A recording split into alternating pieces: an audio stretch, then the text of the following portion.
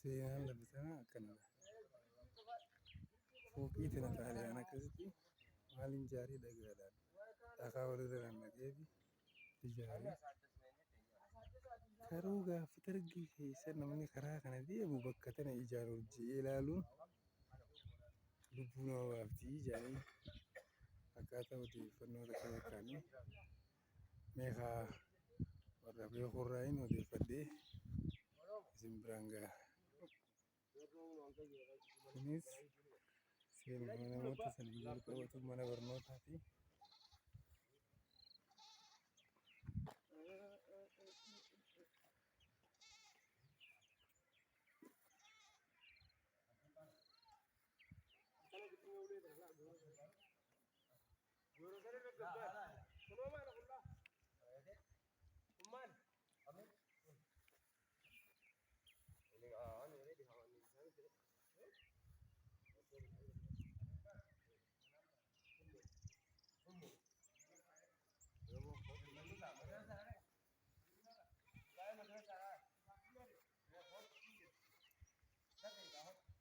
Manni barnootaati. Mana barnootaa madrasaati.